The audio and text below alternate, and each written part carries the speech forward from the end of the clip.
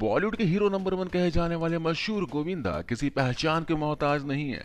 Acting की दुनिया में अपने नाम का सिक्का जमाने वाले गोविंदा को लेकर कहा जाता है कि उनके जैसा कोई दूसरा कलाकार इस इंडस्ट्री में पैदा नहीं हो सकता, क्योंकि गोविंदा इंडस्ट्री के एक ऐसे कलाकार हैं जिन्होंने कॉमेडी, रोमांस, एक्शन और गंभीर किरदारों के साथ बॉलीवुड में एक अलग ही छाप छोड़ी है।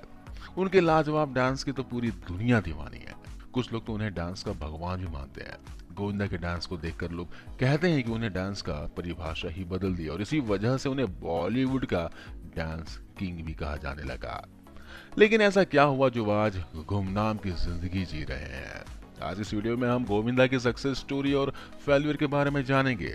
यकीन मानिए, गोविंदा की इन सच्चाइयों के बारे में आपको नहीं पता होगा। तो अगर आपको वीडियो अच्छी लग रही है तो प्लीज़ चैनल को सब्सक्राइब जरूर कर देना, लाइक कर देना, शेयर कर देना, ताकि ऐसे ही अमेजिंग कंटेंट मैं आपके लिए बनाता रहूँगा और आपकी नॉलेज बढ़ाता रहूँगा। तो प्लीज़ चैनल को सब्सक्राइब कर देना। Thank you. कमर की पेटी मान लीजिए। आइए जानते हैं गोविंदा की सच्चाई। दोस्तों, 90 का दौर अगर देखेंगे तो गोविंदा एक बड़े सुपरस्टार के तौर पर काफी ज्यादा प्रसिद्ध हुए थे। आलम तो ये था कि तमाम निर्माता, निर्देशक उन्हें अपनी फिल्म में कास्ट करवाने के लिए तरह तरह के प्रयास भी करते थे और उनके हर एक डिमांड को पूरा करने में भी लगे रहते थे। तभी तो गोविंदा के पास इतनी फिल्मों की भरमार रहती थी। वो दिन में करीब 5 से 7 फिल्मों की शूटिंग किया करते थे और मेरे हिसाब से ऐसा स्टारडम आज तक किसी भी सुपरस्टार की किस्मत में नहीं देखा गया, जिसे अपनी पहली फिल्म पाने के लिए काफी पापड़ बेलने पड़े।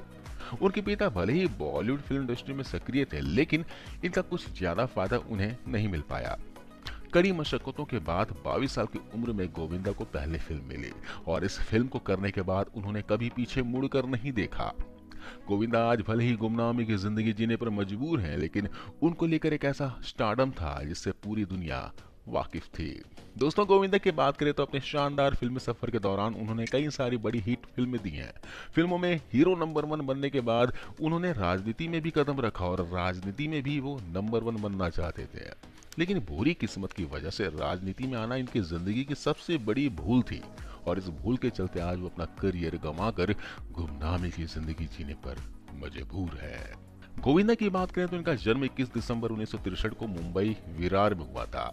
गोविंदा के पिता अरुण आहूजा विभाजन से पहले पंजाब के गुजरांवाला में रहते थे और वो फिल्म निर्माता महबूब खान के कहने पर अरुण आहूजा मुंबई आ गए।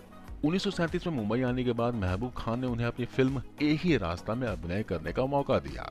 गोविंदा की मां मुसलमान थी। धर्म परिवर्तन करने के बाद उन्होंने अपना नाम निर्मला देवी रख लिया था। निर्मला देवी भी एक फिल्म अदाकारा थी। गोविंदा की बात की जाए तो गोविंदा जब हिंदी फिल्मों में आए तो उस समय का दौर एक्शन और रोमांस का था। उस समय कॉमेडी के क्षेत्र में कोई ऐसा हीरो नहीं था जो फिल्म में लीड रोल निभा सके। गोविंदा अपने माता पिता के 6वीं संतान थे, जिसमें गोविंदा सबसे छोटे और सबसे प्यारे थे। गोविंदा का एक भाई भी है, कीर्ति कुमार, जो कि बॉलीवुड फिल्म इंडस्ट्री के जाने माने डायरेक्टर और प्रोड्यूसर के रूप में आज भी सक्रिय है। वही उनकी एक बहन भी है जिनका नाम है कामनी खन्ना, जो एक राइटर, म्यूजिक डायरेक्टर और गायिका के रूप में देखी जा चुकी हैं। इसी के साथ में गोविंदा की पत्नी की बात करें तो गोविंदा ने सुनीता आहूजा से शादी की है और इनसे इनकी 2 संतानें हैं, एक बेटा और एक बेटी है। अब जैसे कि आप सभी जानते हैं कि गोविंदा की मां एक मुस्लिम परिवार से बिलोंग करती थी, लेकिन कभी भी इसका असर उनके परिवार पर नहीं पड़ा। उनकी मां ने मुस्लिम धर्म होने के बावजूद भी गोविंदा के अंदर सारे के सारे हिंदू धर्म वाले गुण और संस्कार उनकी माता ने दिए। लेकिन जब गोविंदा का जन्म होता है तो उनके पिता अरुण आहूजा उन्हें गोद लेने से मना तक कर देते हैं। जी हाँ दोस्तों, जब गोविंदा पैदा हुए थे तो उनके पापा मना कर दिए थे कि हम इसे गोद में नहीं लेंगे और इसका खुलासा गोविंदा ने अपने एक इंटरव्यू में किया था। अपनी माँ से जुड़ी इस याद को तरोताजा किया था। इस दौरान उन्होंने अपनी माँ को लेकर कहे थे कि जब वो अपनी माँ के पेट में थे तभी उनकी माँ साध्वी बन गई थी। भले वो शादीशुदा थी और पति के साथ रह रही थी, लेकिन उनका जीवन बिल्कुल साध्वी जैसा हो गया था। और जब गोविंदा का जन्म होता है तो उनके पिता उन्हें गोद में लेने से मना कर देते हैं, वो छूते भी नहीं है। इसका कारण भी उन्होंने बताया। इस दौरान गोविंदा ने बताया कि उनके पिता को लगता था कि गोविंदा के कारण ही उनकी पत्नी साध्वी बन गई है। हालांकि कई सारे लोगों ने गोविंदा के पिता को समझाया कि गोविंदा की मां की साध्वी बनने में उनका कोई भी दोष नहीं है। इसके बाद गोविंदा के पिता अरुण आहूजा मान गए और उन्होंने गोविंदा को अपना लिया। शुरुआती पढ़ाई पूरी करने के बाद गोविंदा के अंदर भी एक्टिंग का कीड़ा जागा और यह कीड़ा अंत तक जारी रहा। जैसे कि हम सभी जानते हैं कि साल 1986 में उनकी पहली फिल्म इल्जाम आती है और इस फिल्म को पाने के लिए गोविंदा ने काफी जद्दोजहद की थी। पिता का उन्हें ज्यादा फायदा नहीं मिला और उनकी पहली फिल्म से जुड़ा हम आपको एक दिलचस्प किस्सा भी सुनाते हैं। दरअसल इस फिल्म के निर्माता थे प्रहलाद निहलानी, जिन्होंने गोविंदा के साथ आने वाले समय में बहुत सारी फिल्में की। प्रहलाद निहलानी जब इल्जाम फिल्म का निर्माण कर रहे थे तो कास्टिंग के रूप में कई सारे सितारे इस फिल्म में नजर आए थे, जिसमें शशि कपूर, शत्रुघ्न सिन्हा, नीलम और अनीता राज जैसे बड़े बड़े कलाकार थे। और इस फिल्म में गोविंदा से पहले मिथुन चक्रवर्ती को कास्ट किया गया था। यह फिल्म एक डांस क्लासिकल फिल्म थी और उस दौरान मिथुन चक्रवर्ती काफी ज्यादा फेमस थे और डांस पर आधारित कई सारी फिल्में सुपर डुपर हिट भी हो रही थी। लेकिन मिथुन चक्रवर्ती ने इस फिल्म को करने से मना कर दिया। उनके पास डेट्स की कमी थी, इसलिए उन्होंने प्रहलाद निहलानी की फिल्म इल्जाम को ठुकरा दिया। और तभी प्रहलाद निहलानी के ऑफिस में एक तेज तर्रार लड़का आता है जो करीब 20-22 साल का होता है। वो अपने साथ एक सीडी भी लेकर आता है जिसमें उसके कई सारे डांस स्टेप्स होते हैं। और जब प्रहलाद निहलानी उस लड़के का डांस सीडी देखते हैं तो कहते हैं कि मुझे मेरा हीरो मिल गया। इल्जाम फिल्म में जितने मर्जी बड़े बड़े सुपरस्टार थे, लेकिन गोविंदा का डांस चारों तरफ छा गया और इस तरह उन्हें उनकी पहले फिल्म मिल गई और उसके बाद उन्होंने कभी पीछे मुड़कर नहीं देखा। प्रहलाद निहलानी गोविंदा के काम से इतना ज्यादा खुश थे कि बाद में उन्होंने कई सारी बड़ी फिल्में उनके साथ बनाई, क्योंकि उस दौरान मिथुन चक्रवर्ती के बाद गोविंदा एक ऐसे अभिनेता थे जिनके डांस मूव हर तरफ छा गए थे। 80 के मिड के दौर में डांस वाली फिल्में ज्यादा पसंद की जाती थी और ये ट्रेंड भी गोविंदा के बाद काफी ज्यादा फेमस हुआ और इसे आगे भी उन्होंने बढ़ाया। धीरे धीरे समय बीतता और गोविंदा धीरे धीरे इंडस्ट्री में छाते रहे। गोविंदा मेहनती थे, इसलिए तमाम निर्माता निर्देशक अपनी फिल्मों में कास्ट करवाते थे और गोविंदा भी उनकी फिल्मों को करने से मना नहीं करते थे। भले उनके पास डेट्स नहीं रहती थी, लेकिन वो फिल्में साइन कर लिया करते थे।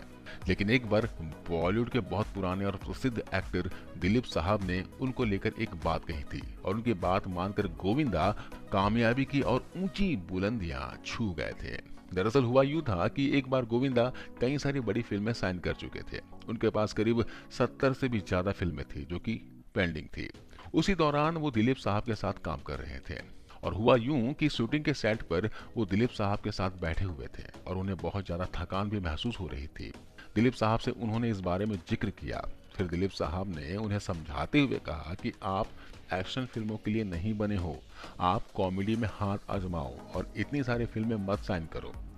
गोविंदा ने तभी उनकी बात मानी और उस दौरान उन्होंने कई सारी बड़ी फिल्में करने से मना कर दिया और उनकी जो साइनिंग अमाउंट थी वो भी उन्होंने वापस कर दी और उसके बाद गोविंदा कॉमेडी में आ गए। कॉमेडी में आने के बाद गोविंदा का कोई भी तोड़ नहीं था। 90s के दौर में गोविंदा ने कई सारी कॉमेडी से लवरेज फिल्में की और उन फिल्मों को लोगों ने बहुत ज्यादा पसंद किया। 90s के दौर में गोविंदा ने बहुत ही कम समय में बॉलीवुड फिल्म इंडस्ट्री पर छा गए थे और वो बड़े सुपरस्टार के तौर पर काफी ज्यादा फेमस भी हो गए थे।